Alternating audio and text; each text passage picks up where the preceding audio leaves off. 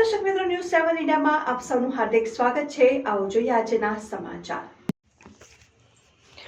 ચોરી થયેલ મોબાઈલ સહિત કુલ મોબાઈલ ફોન 17 કિંમત ₹1,60,000ના મુદ્દામાલ સાથે કિસમને ઝડપી ચોરીનો ગુનો શોધી કાઢતી ભાવનગર લોકલ ક્રાઇમ બ્રાન્ચ।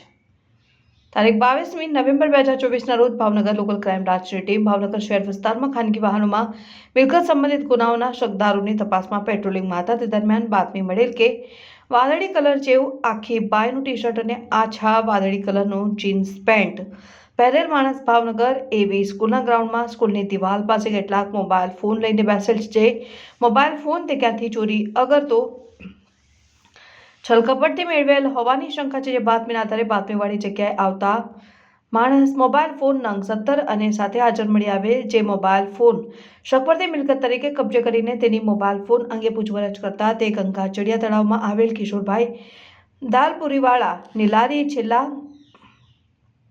2-3 વર્ષથી કામ કરે છે। આ લારીએ ઇકબાલ ઉર્ફે ચીની રહેઠાણ કુંભારવાડા ભાવનગર, બાદશાહ રહેઠાણ ગંગા ચડિયા તળાવ ભાવનગર, ટીડી રહેઠાણ પાલ ગાર્ડન ભાવનગર, રિઝવાન રહેઠાણ કુંભારવાડા ભાવનગરવાળા અવારનવાર દાલપુરી ખાવા આવતા હતા। તેઓએ એકાદ વર્ષથી અલગ અલગ સમય આવીને મોબાઈલ ફોન આપી ગયેલ હોવાનું અને આ 3-4 જણા મોબાઈલ ફોન ભાવનગર અથવા સુરત બાજુથી ચોરી કરીને લાવ્યા હોવાની કબૂલાત કરેલ।